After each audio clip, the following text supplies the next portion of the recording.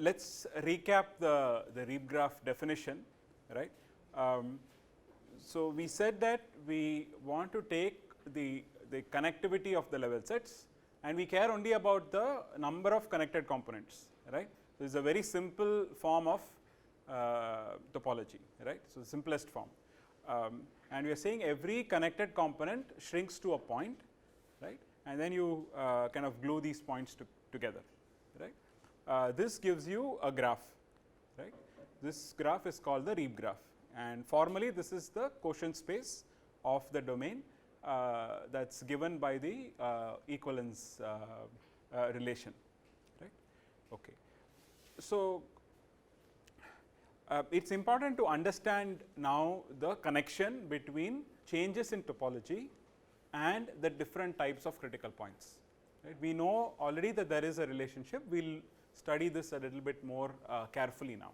Regular points are what people usually study a lot, but in this case regular points are not so important. We will discard them quickly, right. So, this is where no topology changes happen, right. So, if you look at the local picture for a regular point, so by the way all the examples that I give initially will be for initially 1D then 2D, right. So, 1D contours and then 2D surfaces, right. So, remember 1D contours appear in 2D functions, right. Iso contours appear in 2D functions, iso surfaces appear for 3D functions, right. Okay. So, so these examples are so a regular point, the point in the middle is a regular point, and what I am going to show you is before and after pictures, right. So, before I pass through the regular point and after I pass through the regular point, in solid I am going to show you the iso contour, the center will be the point and the blue disk with the dotted boundary is the neighborhood of this point, right. So, you can clearly see that the topology of the iso contour does not change, right, before and after, left to right. Now, let us look at this picture for critical points, these are the interesting things, right. So, this is even one dimension lower 1D. So, what will be the level sets? They will be points now, right. So, what about the minimum? The dotted is the domain and you are looking at the minimum. The before picture is empty, there is no iso point before you hit the minimum, right, makes sense. After you hit the minimum there are two iso points. So, if something is not clear, please ask me so that we can clarify that before we go forward. Next, maximum, once you understand minimum, the maximum it becomes easy. The before picture is you have two iso points. So, remember here the function, the height function is what we are using, right. So, before two iso points, after is none, right. Okay. How about now the local pictures for critical points 2D functions? Minimum again, before picture is empty as usual, after picture is you have one component again, right, one component of iso contour, right. Remember, if you go try to recall what you saw with the sphere and the torus, there was one component. What about the maximum? Before you have one component, after you have 0 components. So, the one component dies. How about the saddle? This things get interesting now. The saddle, as you go, as you are before, let us assume that there were two components, right. So, again remember the blue region, the circular region is a local neighborhood. The solid line is the iso contour within that local neighborhood and you are looking at the neighborhood of a saddle now. So, before you hit the saddle, you have two components, right. So, saddle again try to imagine the horse's saddle, right. You are sitting on the horse, right. So, in one direction the function is going down, in another direction it is going up, right. So, the down direction is where you have two contours, two components, right. Just look at the neighborhood for now, just look at the blue neighborhood for now. What happens after? It is still two components, it seems like, right. So, it is not sufficient to look at the local neighborhood, you have to see how these level sets are connected globally. So, you have to look outside the blue circle, outside the blue disk, right. So, if you look at this guy, the above, globally how is it connected? The two components actually are globally connected into one closed isocontour, right. So, that is the dashed lines that shows how the isocontour is connected globally, right. So, if the isocontour is connected globally, then after you pass the saddle, it breaks into two. Does that make sense? It breaks into two components. Now, imagine in contrast, if the same local picture, there is no difference between the local pictures here. The local pictures are the same here, right. So, this local picture is the same as this local picture. There is no difference, right. Again you have two components, right. But what is different is how the isocontour is connected globally. In this case, it is connected globally into a single connected component. Here it is connected so that it forms two different connected components, right. Now, what happens in the other case? They were actually two different components globally. Then after you pass the saddle, this gets connected into one, right. Remember, this is what we saw in the torus example. The saddle was where two components merged into one or one component split into two, right. So, this is all that can happen at a saddle. Two components can merge into one or one component can split into two. So, the summary is that when you pass a critical value, right, the topology of the level set changes, either by increasing number of connected components or by decreasing number of connected components. So, if you understand the 2D picture, the 3D should also be simple in terms of what you expect. Of course, the details will be a little bit different. Let us look at the minimum first, right. So, minimum is kind of easy, right. Before picture is empty, after picture is where you have one connected component. What is the iso surface now? It is the sphere, and the before picture for the maximum is again a sphere which gets deleted or vanishes after you pass the maximum. Now, the saddle becomes interesting. Again, what we are seeing here in blue is only the local isosurface, the isosurface in a local neighborhood. We do not know how it is connected globally, but we know that if this is the local isosurface, it gets connected like this after passing. So, if globally this guy was connected like that, so two spheres, right, then what happens here? So, after passing the saddle, this guy will, the two components will merge into one. There is no difference here, right. So, this is also a sphere. It's a deformed sphere. Imagine that, right. It's just a deformed sphere. I just try to draw it on the side. One component, right. That's the isosurface. It's a deformed sphere. We don't need this. How about the other possibility, right? So, this is the other type of saddle. So, if I call this two saddle, this is the one saddle. So, in this saddle, the before picture actually looks like this hourglass picture, right. And it really depends how this guy is connected, right.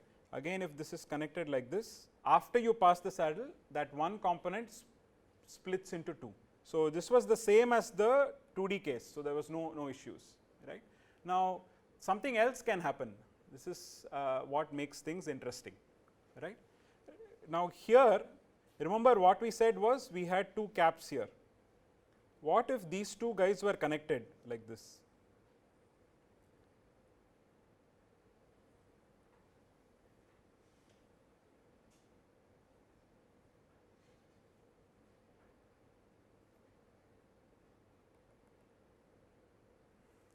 Right? If they were actually connected like that, what happens after you pass the saddle? It is already one component. After you pass the saddle also it is a single component, but what happens to it? It becomes like a torus. So, the topology changes again, but the topology changes in a different way. There is a hole that is formed now suddenly. It goes from being a sphere to a torus. The number of components does not change, but it becomes a torus, right. This change is not captured in the Reeb graph. We do not capture this change in the Reeb graph. We only capture changes in number of connected components. Okay. So, this is a crucial difference, right. So, right. So, with that let us look at, so again this holds. So, with that let us start looking at the Reeb graph more and understand it better. So, the one thing we know is what are the nodes of the Reeb graph. Each node corresponds to a critical point. Make sense? Now, what are the arcs? What do they correspond to? What are the arcs in the Reeb graph? Right? The arcs actually correspond to a collection of level sets. We know that all these level sets have the same topology because they are all regular points corresponding to regular points. They are all having the same topology. And let's look at this pictorially. Right? So, as I sweep this domain with increasing function values, you see that the topology changes at different places, the same kinds. There are saddles where the number of components merges or splits. Right? Now, I have color coded the arcs. The exact color is not important. If you can distinguish the different colors, that's sufficient. Imagine what will be the part of the domain corresponding to each arc. Right? So, this is what you will get. So, these are in this cylinders, we call them cylinders. Right? These are collections of level sets. Right? So, for example, let's look at the red one. Right? So, all these level sets have the same topology. They are all disks or circles, depending on how the domain is. The same holds for this hourglass cyan cylinder as well. So, every arc here, right, maps to a cylinder here. Right? This is true for all arcs. This is true for this brown arc also. Right? This is true for this small black arc as well. Right?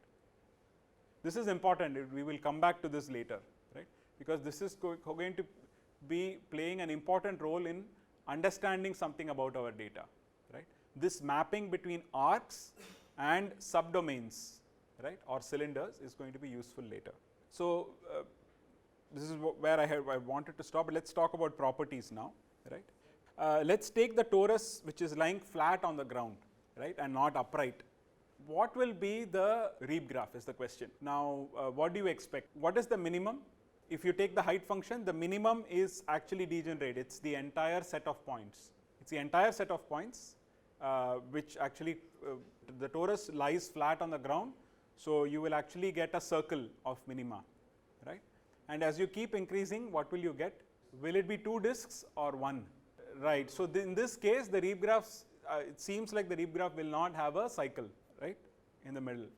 But this is a degenerate function because exactly for the reason that this all the minima were along this circle, right. So, none of them were generic, they were all degenerate critical points. So, we will not look at such functions, and like I said, you can perturb this function just a little bit so that it becomes a Morse function. And how will you perturb it? Think about the height function and perturb it by a small angle, as small as you want, small epsilon. Right? And this will already move all the critical points away, and you will get a single minimum, right? And then you will get the cycle. Can we construct a Reeb graph for any shape? I think the right question to ask is, for any function, can we think about a Reeb graph, right? Or is a Reeb graph defined for any function?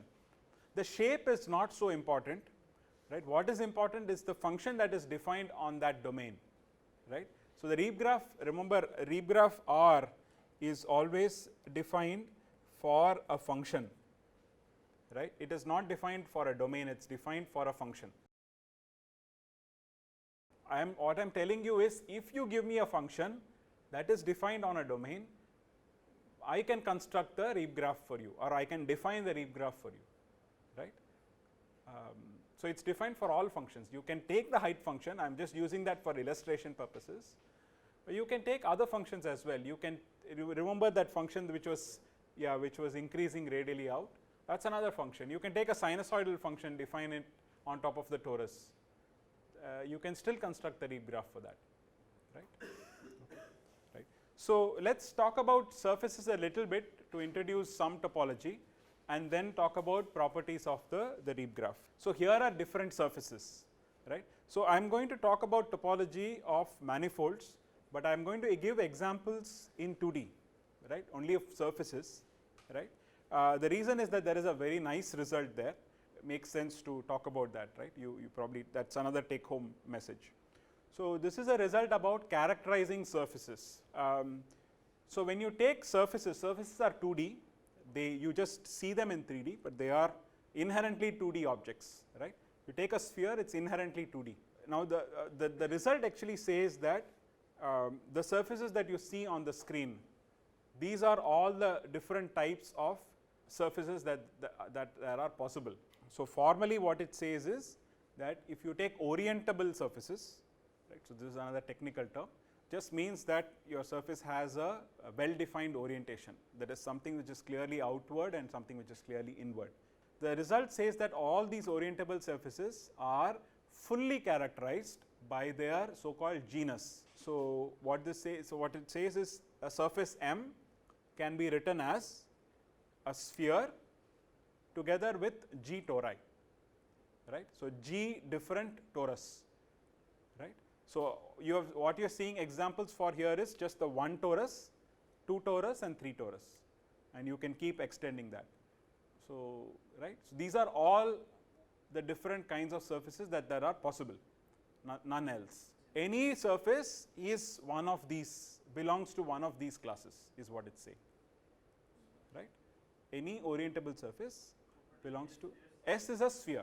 Of course, you can have just a sphere. A sphere plus a torus gives you again a torus. So this hash symbol, if you have not seen it, it's called a formal sum, right? You can imagine that you are just fusing the two together. Yeah, if it is linked together, I don't care about that, right? For me, that is just two different tori, right? Two components. You're saying it's like a link, right? Like a chain link. Yeah. So it's a chain link. So you can move it around. No, that I will call it two different connected components. You cannot jump from one link to the other, right? If you think of this as one link, right, and this as the second, this guy can move inside the other. So then it's a single component. That's no different from this guy. That's actually not different from this. I don't have so I will refer to you to some book there where you can see why one is the same as the other, right? This link and these are knotted with each other. All I'm trying to say is that doesn't matter. It is the same as this guy. You can actually deform that guy into this without cutting. So it's an interesting thought exercise, but we will not be able to do that today. Okay, you just take my word for it.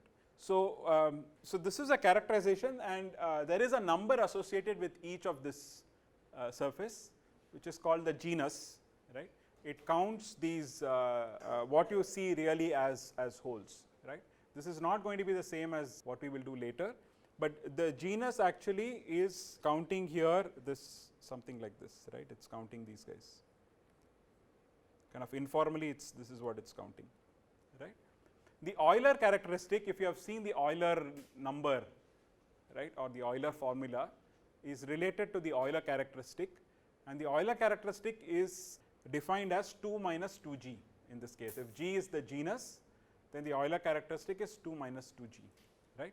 So for the sphere, the Euler characteristic is 2, and then the Euler characteristic keep decreasing by 2, right? And it's negative for all the other surfaces. So you can restate this by saying that all orientable surfaces are fully characterized by the Euler characteristic. So now let's look at Euler characteristic a little bit and the relationship with what we are seeing here, right?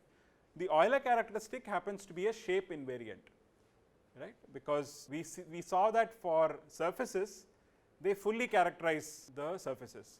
I tell you the Euler characteristic, I tell you it's 0 or minus 2 or minus 4. You know exactly which surface I am talking about. It turns out that even for other higher order, higher dimensional objects, right, spaces, the Euler characteristic is still a nice shape invariant. So it may not be as powerful in high dimensions, but it is still an invariant. What does that mean? It means that if two spaces are topologically equivalent, right, then their Euler characteristic has to be equal. The statement does not hold the other way. So the Euler characteristic may be weak. So two different spaces may have the same Euler characteristic. But why do we introduce it? The reason is that there is a relationship with what we have seen so far, right? The Euler characteristic chi is just the alternating sum of the critical points that we saw, right? There is another formulation. We will not look at this first. Let's look at this formulation. So the Euler characteristic is equal to the alternating sum of number of critical points. So, here I is the index, the Morse index. I is the Morse index, right. So, what are you counting? Number of minima minus number of saddles plus number of maxima in 2D, right. It is alternating plus or minus, right. So, it turns out that this is also equal to the alternating number of so called K simplices. We will look at that a little bit later. Okay. So, let us look at examples to understand this better, right. Let us take a sphere. So, the Euler characteristic happens to be 2, we know this, right. So, 2 minus 2 g, right. So, g is 0 for the sphere. So, hence this is 2, sorry, 2, right. Can we see the relationship with the number of critical points? We can see that, right. So, let us take a sphere. Remember, I do not care what function you define. You give me any Morse function, define it on the sphere, and you compute this alternating sum, you will always get the Euler characteristic. Let us take the simplest possible function, which is the height function. How many minima, how many maxima, how many saddles?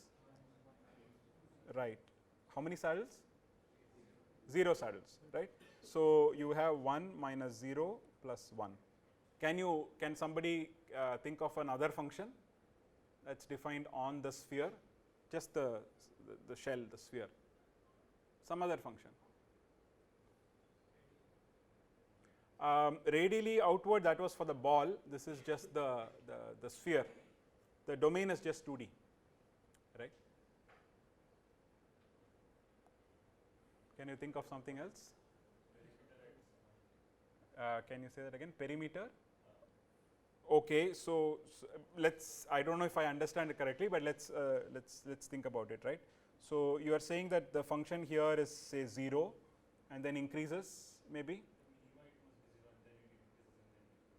and you want to increase and then decrease. Okay, very good. Okay, so the function has 2 minima here, one here and one here, and it increases, right, away from that. So let's make it simple. It is the distance from these 2 points, right. So these 2 points are natural minima, right. There will be some maxima, right. Now which points will be maximum? There will be some point along the equator, right. Let us make it a Morse function. Let us not have all the points with equal function value. Let's think of one of the points as a maximum, right. That is the point which is equidistant from both the points and farthest away, right. Now what this is saying is, what this result is saying is, this chi is number of minima 2, we have number of maximum is 1.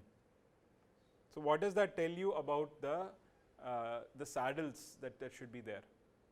This is saying that there should be a saddle, right. And that saddle will happen to be somewhere here, somewhere in the middle, right. So so these guys will merge here and this, right. So if you try to draw the contours, right, let us draw it here again. If you try to draw contours, right, from these points, these 2 contours will merge where? At that saddle, and after that they will become one component and die at the maximum, right. So hence you will get again the Euler characteristic is equal to 2, right. Now what about the Euler characteristic for a torus? We saw it is 0, right. So does this match with what we saw for the height function? So remember the height function on the torus, number of minimum was 1, right, only 1 minimum. There were 2 saddles and 1 maximum. So this was again 0, right? So it matches with what we are seeing here, right. Okay. So double torus, this is -2 and so on, right. Okay. fine. So, so that was a quick introduction to some of the so the Euler characteristic and how it connects to the number of critical points, right. Now, of course, with once you have the Reeb graph, you actually have the counts of number of critical points, number of arcs and so on. Let us study a few properties about the graph itself, about the Reeb graph itself.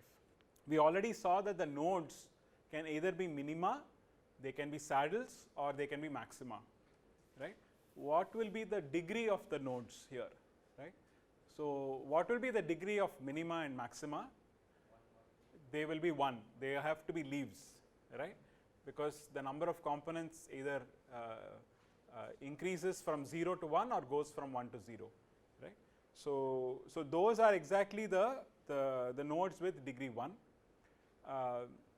The saddles will have degree 3, because the number of components either decreases by 1. So, 2 components merge into 1, or 1 splits into 2. So, right, in either case the degree is 3, right, and there are no other nodes in the Reeb graph. So, this is a graph with node degree either 1 or 3, right. Now, in practice we also talk about something called an augmented Reeb graph, where we insert the regular points, right. So, if you insert the regular points, let us say I take a very simple Reeb graph with 1 minimum and 1 maximum, right. The regular points will lie in the arc, in the interior of these arcs, and their degrees will naturally be 2, right. So, this graph is called the augmented Reeb graph. Okay. This is called the augmented Reeb graph. Okay. Right. Now, let us talk about the connection. Yeah, okay. In this case, I did not have any, but let us look at the graph, the Reeb graph that we saw for the torus, right. This is 3.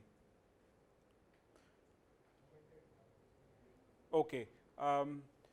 So, let us take this example. So, remember that this was the Reeb graph for the torus with the height function. This is the torus, right. The critical points were the nodes,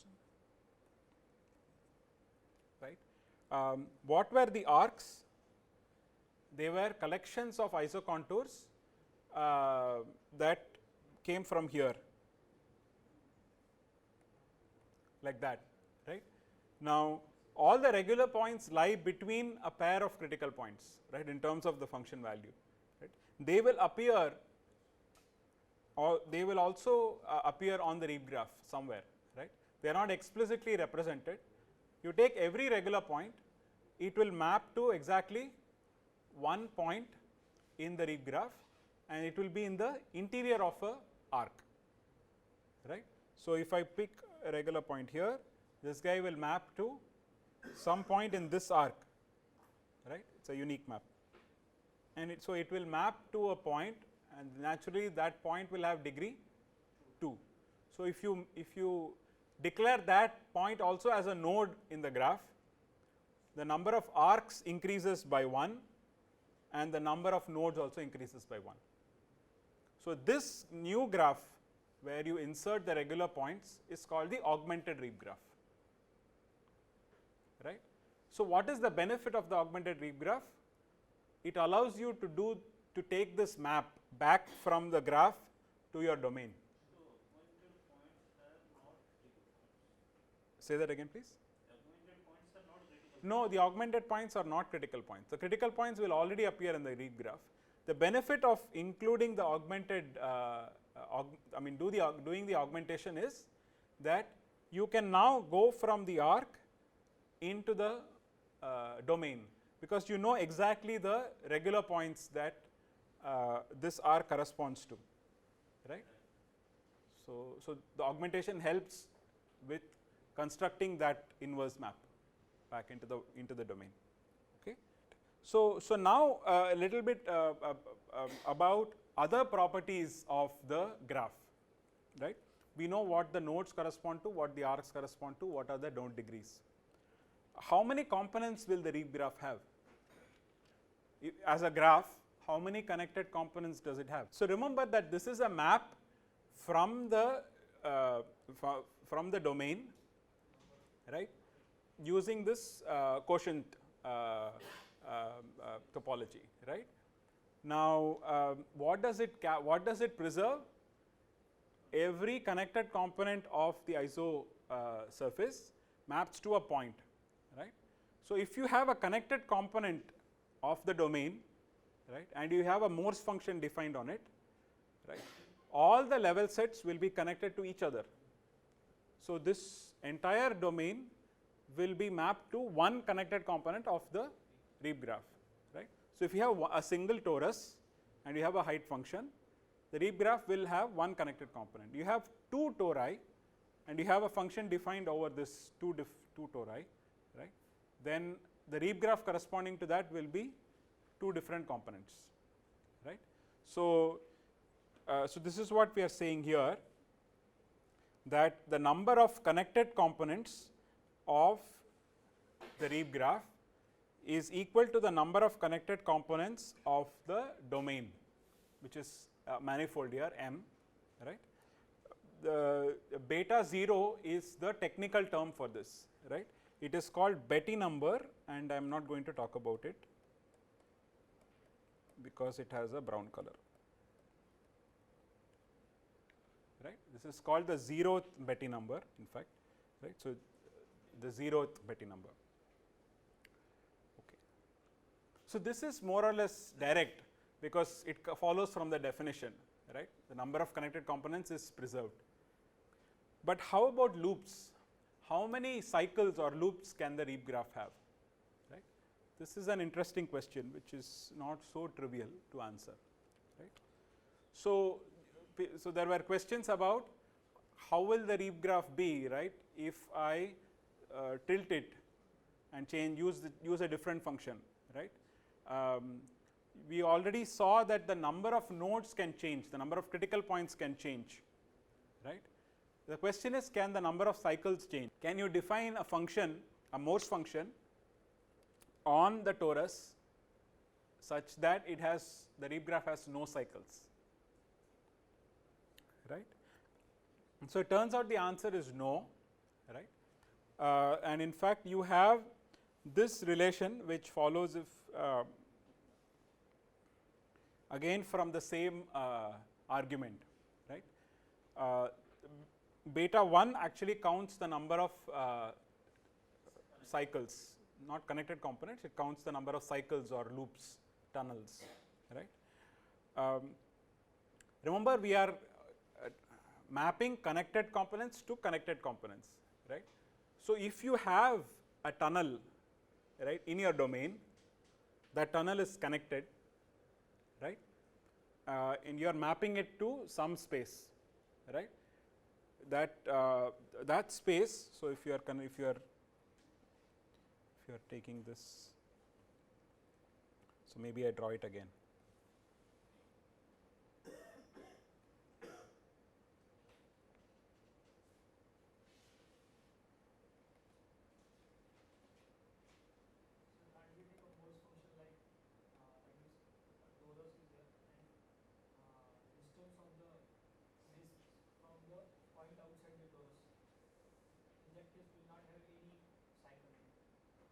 No, it will also have a cycle. What you are saying is a distance function from some point outside. That will behave exactly like the height function. It will also have a cycle. So I'll give you a proof for it. So, right.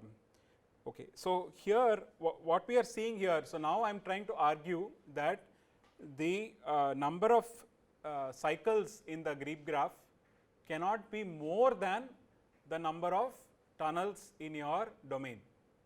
Okay. So this is what I'm trying to argue now, right. This follows kind of more or less straightforward, right. If I have this part of my domain, right, and you think about what it maps to in the Reeb graph, right. So this has a tunnel, right. So this has to map either to a tunnel or to a straight line, right, because this entire guy is connected, it has to map to a single connected component. So, either it maps to a cycle in the Reeb graph or it maps to a straight line where the cycle gets squished, right. So, clearly the number of cycles in the Reeb graph has to be smaller than the number of tunnels that you have in the domain, right. Does that make sense? Okay, fine. Now, what it turns out that for 2D, this is actually the argument holds both ways, right. So let us look at it this way, right. So, this is the result that we want to see, but maybe we will we'll try to write it, right. So, how many nodes do we have in your graph? How many nodes do you have in the Reeb graph? It's equal to the number of critical points, right. If I say n1 is the number of degree 1 nodes, right, and n3 is the number of degree 3 nodes, right. How many nodes do we have? N1 plus N3, great, right. Okay. This is the number of nodes.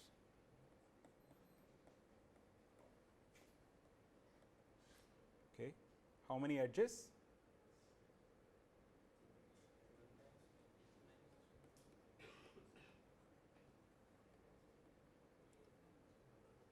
I hear a murmur.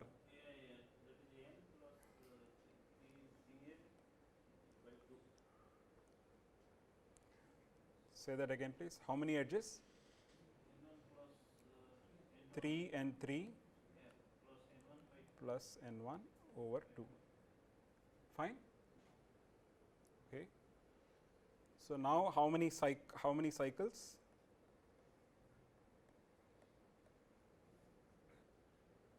If I know the number of nodes and the number of edges, you can tell me how many cycles there are, right? How many edges in a tree? Number of nodes minus 1, right? So every additional edge that you insert creates a new cycle, right? So what you want is the number of edges minus number of nodes, right?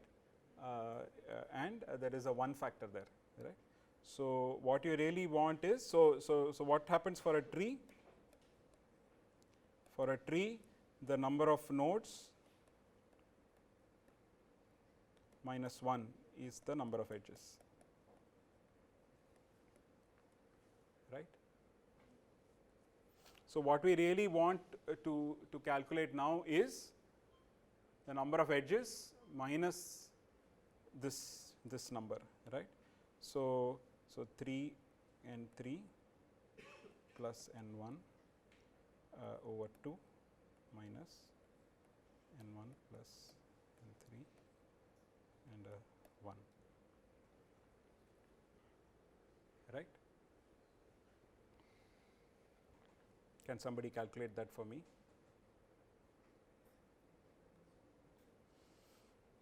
So you have a 3 and 3 over 2 here, and n1 over 2, so you get a minus n1 over 2, and 3 and 3 over 2, so you get an n3 over 2, right, and a plus 1. Is that okay? Is that fine? So I just want to rewrite this as 1 minus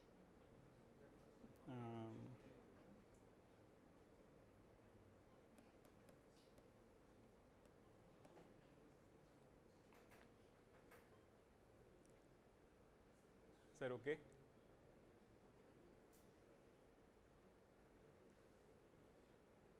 Okay, fine, great.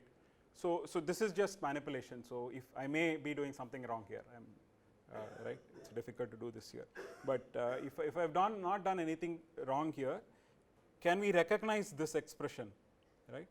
The number of maxima plus number of minima minus number of saddles.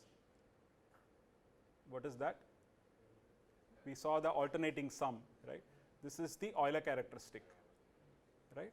So, this is equal to 1 minus Euler characteristic over 2,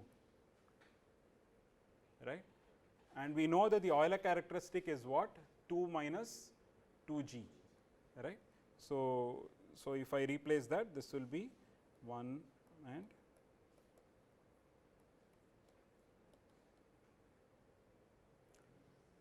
okay.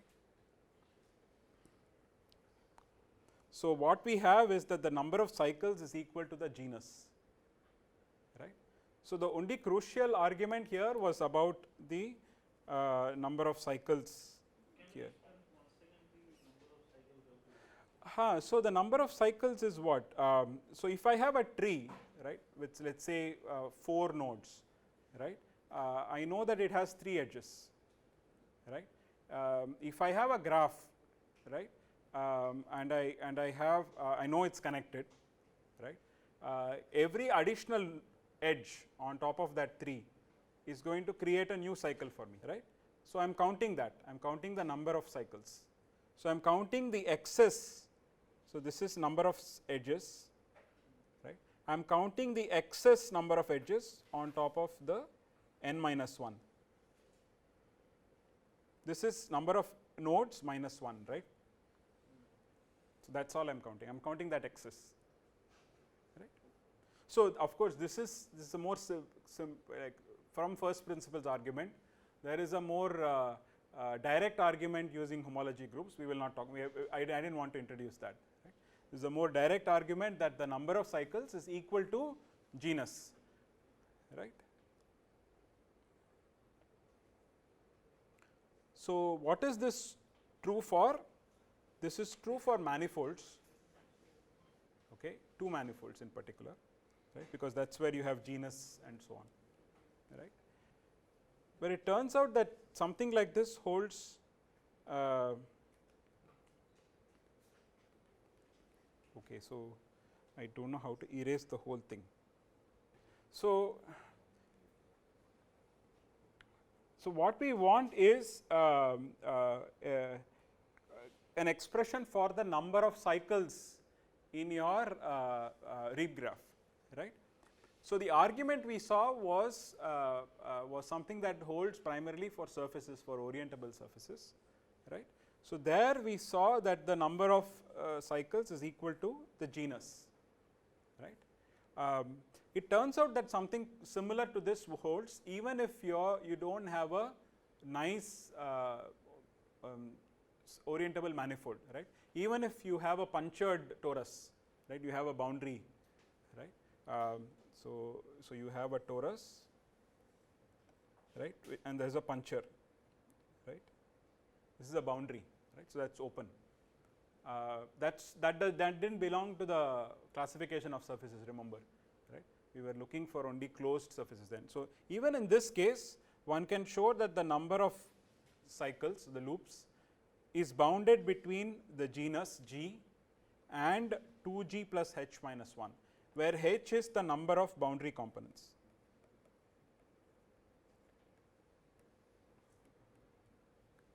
Okay.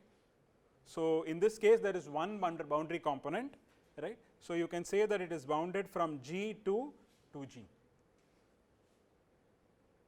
right. So, the number of boundary components significantly increases the number of possible cycles. Okay.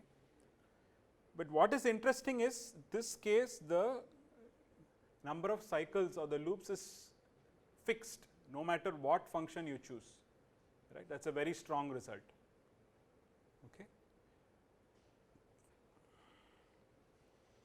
An outcome of all this is that when you have no cycles, you know for sure that your domain is a sphere, right. Here the bounded component, the example was stated here. Yeah. Bounded component H, H is the number of boundary components. Here H is equal to 1, G equal to 1, right. Yeah. So this is whole is actually not part of the domain, right?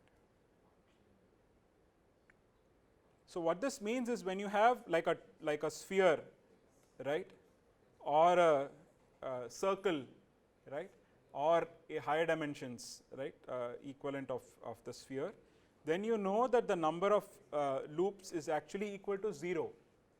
You cannot have a cycle, right, and you work with trees, and in this case you call it a contour tree. Okay.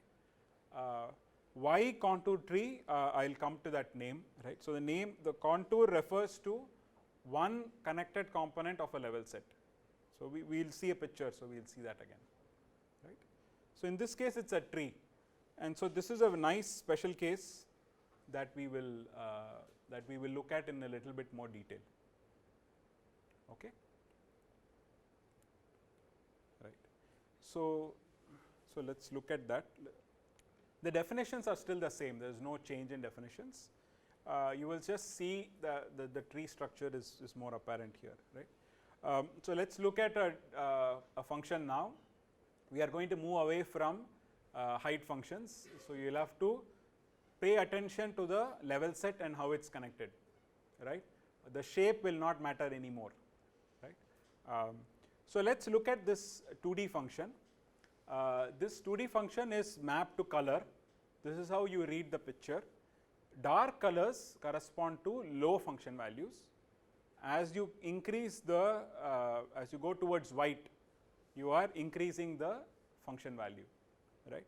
So the blue dots are the local minima.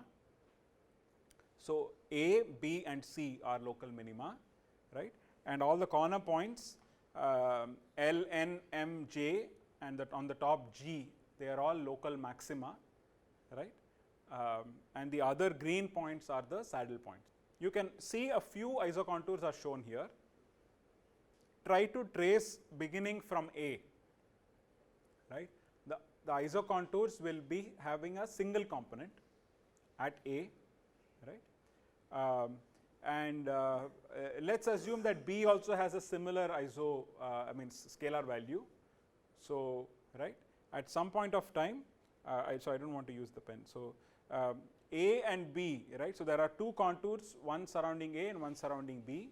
These two components will merge. Where exactly they merge? They merge at a saddle which is D, right. And then this component, merged component, merges with the isocontour that began at C. Where do they merge? At E, right, and so on. The other green points are where a single connected component split into two, right.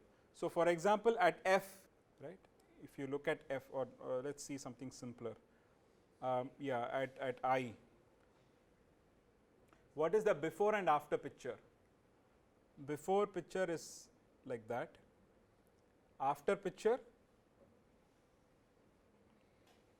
it's like that. One component split into two because of the boundary here, right. Okay. So J is in this case I was a saddle, right. Now we are tracking that as we do always into the Reeb graph, right, but now we don't have cycles, right, and this is the color code we will use from now on. Blue for minima, green for saddles and red for maxima, right. All other properties are the same. We haven't changed anything. We have just looked at we are looking now at a special case. That's all, right. Okay. Here is another picture of this. So where what you are seeing is a sweep over the domain in increasing function values, right. Look at the boundary of this sweep.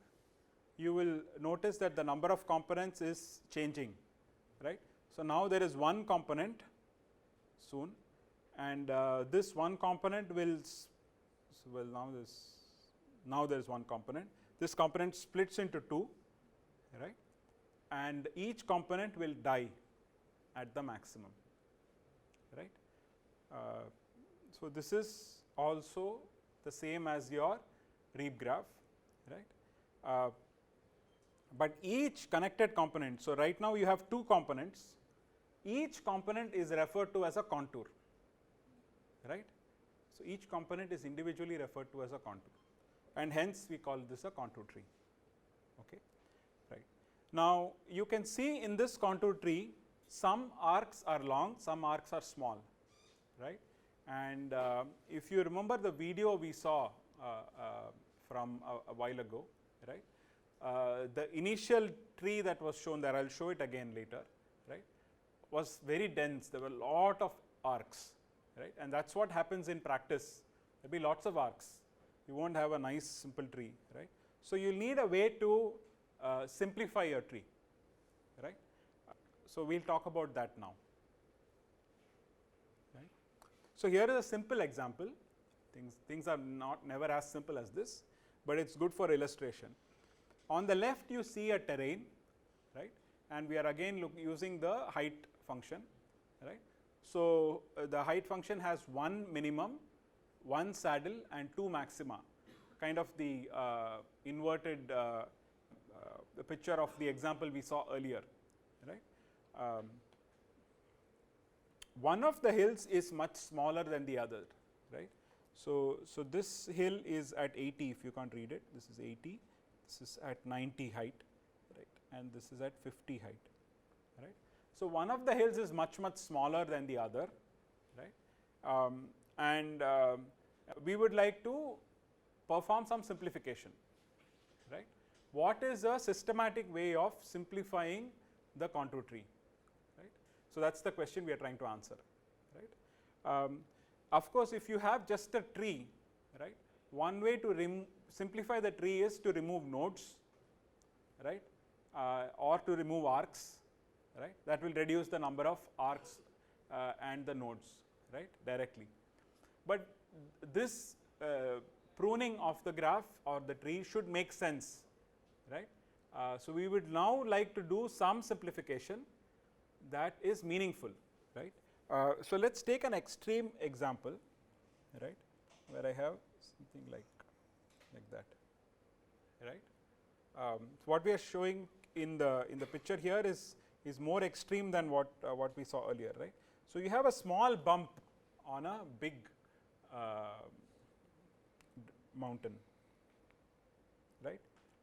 Let us assume that you are looking at this mountain from far away, you may not even see this guy, right, you will see only this, right. The question is, how can I go from here to here, right, in a systematic manner. You can imagine that this also happens at different levels. This could be a tree, right. Even so, this one will look like, I do not know, like this from far, right. How do I go from here to here, right. How do I simplify, right. With the contour tree, we actually have the necessary tools to go from one to the other, right. And say that again, please. Right. So, what you are saying is that you want to somehow remove local minima and retain global maximum, global minimum. That is the right intuition, but we will notice that there is some mismatch between that and what really happens in practice. We will come to that. Yeah, what is your comment? Good question. So, good comment, I think, right. So, what you are saying is, can I reduce the resolution of my data and somehow do the simplification that way, right. So, that is same as zooming in, zooming out, right. If you look at the same mountain from far away, you essentially do not want the hills, right, the small bumps, you want to see only the big mountain. That is exactly what we will do, but without some of the side effects of changing resolution or looking at local minima, local maxima only, right. For example, when you change resolution, that is what you would do when you let us say do blurring or something like that in images, right. It turns out that you can actually introduce new maxima or new minima. That procedure is not guaranteed to remove all the small minima, unfortunately, right. So, but what we will do, we will have theoretical guarantees, right, that all the minima which are small will get removed, okay. And the procedure is already here, right. what we will do is look at the contour tree and prune leaves one after the other. Okay. The pruning procedure is a two-step procedure. One where you prune a leaf. So, in the example shown here, the leaf 80 is pruned. So, you remove that leaf together with the arc that is connected to it. Right. Now, when you prune this leaf, you will introduce a new degree 2 node, right, because the leaf will be connected to a saddle. So, that the saddle will now become like a regular point, right, and all this makes geometric sense also, right. What is pruning correspond to? Pruning a leaf corresponds to taking this hill and suppressing it, kind of pushing it down towards the saddle, right. So, essentially making it flat. That hill became flat, right. That is essentially what you are doing. And so, this 50 now became a regular point, and you do not want regular point. So, you reduce that vertex, right. So, you merge across that degree 2 node, and you get a new tree, right. The new tree has the number of nodes and number of edges reduced by 1. Well, number of nodes reduced by 2, number of edges reduced by 1. Does that make sense? Okay. Does this change the characteristics of the data? Good question. It does change the characteristics, right? But you want to do it in a controlled manner, right? So that brings up the next question, right? So leaf pruning is a way to simplify. Fine, right? The question is, which leaf should I prune, right? Who damages the tree the least is the one that I want to remove first, right? So here I want to introduce the notion of a topological feature. Each arc in this contour tree, we know that it corresponds to a cylinder. Remember that, right? It corresponded to a collection of level sets, right? That was a cylinder. So in this case, each arc here, for example, corresponds to this guy, right, or to this. So here it will correspond to to this, right. So each arc corresponds to one of these features. These are called the topological features, right. I want to remove the topological features one by one, right, but I want to remove the low priority topological features first, followed by the higher priority topological features, right. And the way I can do that naturally is by ordering the leaves based on some cost associated with them. And what is the cost? The cost of an arc here is nothing but the difference in function value between the endpoints, right. If V1, V2 is the arc that I am removing, right, the leaf, if V1 is a leaf and I am pruning it, right, this is the cost associated with this arc, right. So, the difference in function value. So, in this case, this will be 80 minus 50, which is 30, right, and I will prefer to remove this as compared to this guy, because this will be 40, 90 minus 50 will be larger, right. So, I remove the smaller one, right. Does that make sense? So, I am introducing this whole notion of simplification via these contour trees, right. It turns out that this has very interesting connections with something much deeper called critical point pair cancellation, right, where you have all critical points, right. So, let us say P1 through P n are the n critical points of your function, right. There is a nice way to pair these critical points, right, such that each pair corresponds to a topological feature, right. So, this pairing is called persistence based pairing. Again, I am not introducing this, this is the more formal notion associated here, right. What we saw is an intuitive description which is sufficient for practical use.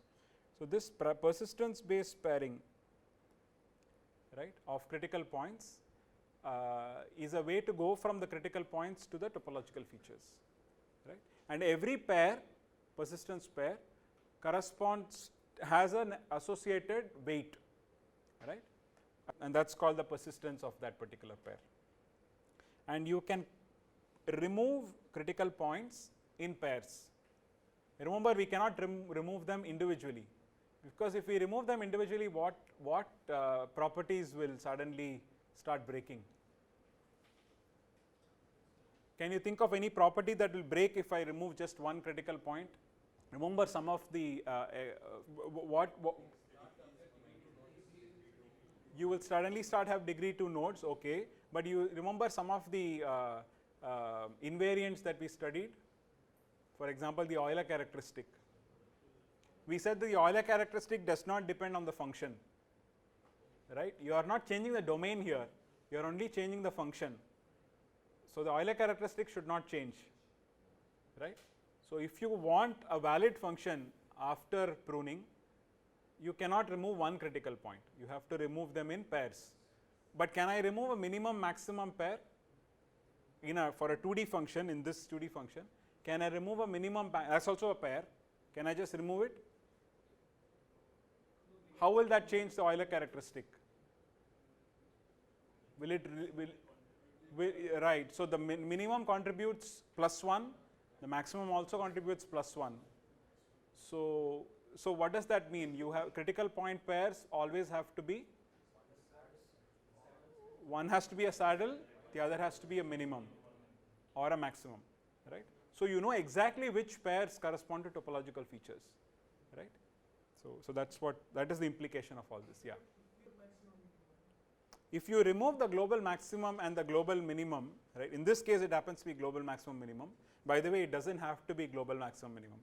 What happens? You are essentially creating a function which is the empty function, right. You are removing the global maximum and the global minimum. So, how is your function even defined? So, you cannot really remove this final pair. You can remove, you will just change the topology of the domain if you remove it, right. If you want to retain the topology of the domain and still have a Morse function, right, then you cannot remove the global maximum and the global minimum pair. So, by the way, the simplification need not preserve the global minimum. There are cases where the global minimum can be removed, right, during the cancellation. Right. I will talk about this example later during the break, right. I do not think it's a part of, it's necessary to talk about it now, it goes on a tangent, right. But the global maximum, global minimum need not be preserved during this cancellation, okay. Okay. So, in addition to this difference in function value based cost, you can have other costs, right. So, you can imagine that this cost here, right, this cost here corresponds to just the height difference, right, just the height difference. Now, so it does not really distinguish between cases where your mountain is not high, but wide, right, your mountain is not high, but wide, right, you have a mountain like that. This mountain will be called a small topological feature as compared to something like that, right. Whereas, in some applications you may not want this guy, you may want to remove that, maybe because it is an outlier, right. The question is, how do you do that, right. So, the way you will do that is by introducing other geometric measures as costs. You do not want to use just the difference in function value. You look at, for example, the volume enclosed by this or the area extended by this, right, at the base, right, and so on. So, there are ways to compute these geometric measures. One way to compute it is directly from the contour tree, right. So this example may be complicated, but let's take the simple example. So you can look at this example later when you see the slide, but a simple example is this, the same as what we saw earlier. Right? How do I compute the volume enclosed by each topological feature? Right? I know that the contour tree looks like this. Right? So the key is to start from the leaves and sweep inwards. Okay. So I start from this leaf and the corresponding point here and sweep inwards. As I sweep, I look at how many points, how many regular points I cross. Right. So essentially, I am trying to find the number of regular points that map to this arc.